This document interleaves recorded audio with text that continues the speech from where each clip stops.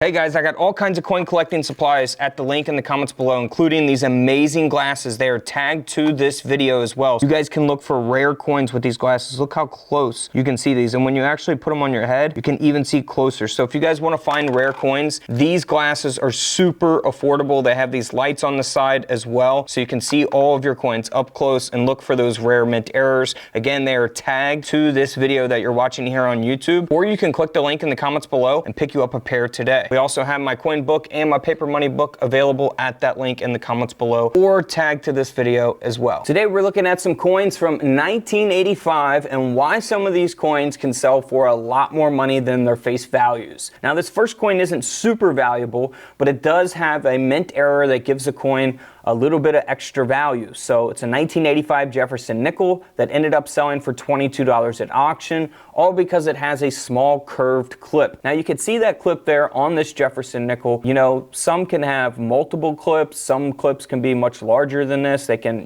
cut off, a half of the coin. This is pretty minor, so that's why it only sold for $22. But let's move on here to a Washington quarter from 1985 that sold for over $430. And I know you guys can see why. The coin has been double struck, and that second strike is 15% off center. I think this error is pretty obvious, kind of speaks for itself. So if you ever find anything crazy like this, you definitely want to have it graded and authenticated. Over $430 for that coin. Now this next coin is a 1985 Lincoln penny. Now this one has a die clash or clashed dies. Now you could see the pillars from the reverse design coming through here on the obverse of the coin. So you can look for die clashes on quarters, pennies, nickels, dimes, half dollars, dollars, not just 1985 pennies. So some of them can be valuable depending on the date and the coin that you have the die clash on. In this case, this coin sold for around $50, but it's only graded at a 58 grade. Had this been graded at a mint state 66 or 68 or something, you're talking a lot more money for this coin. Someone found this probably, I would imagine, in circulation, being graded at a 58, and they had the coin graded and sold it for around $50. So not too bad of a profit there. This next coin here is very interesting. It's a 1985 Jefferson nickel, and on the obverse of the coin, you can see that it was struck through a piece of copper fragment. So that copper fragment is struck into the Jefferson nickel, which makes it, pretty rare. So if you ever find anything like this, definitely want to have it inspected and graded as well. This coin ended up selling for $240 at auction. Moving on to another 1985 Jefferson nickel. Looks normal on the obverse of the coin, but here on the reverse you can see that something just doesn't look right.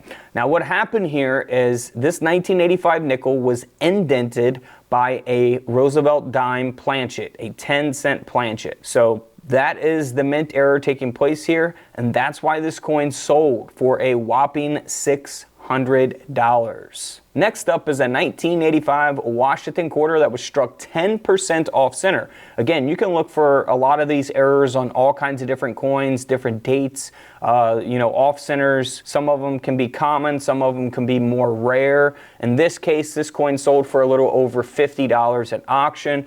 So not super valuable, but it is a mint error that you could always look for. Some can be struck just 5% off center, some 80% off center, and all of those values depend on the coin, the date, the condition, or the grade of the coin. Now here is a partially plated Lincoln penny from 1985. Now you would not think anything about this, for maybe the average person that's not familiar with, mint error coins or coin collecting in general, but this is actually a pretty valuable coin. This 1985 penny, which is a very common dated coin, ended up selling for around $160 because it has that partially plated planchet.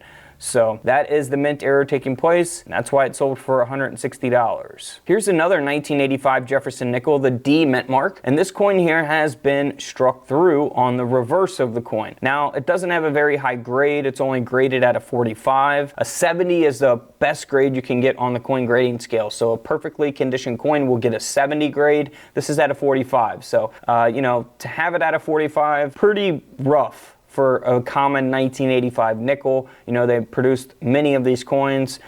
So there's a lot of these coins that are in much better condition. However, the mint error gives it a little bit of value. So the coin ended up selling for a little over $40.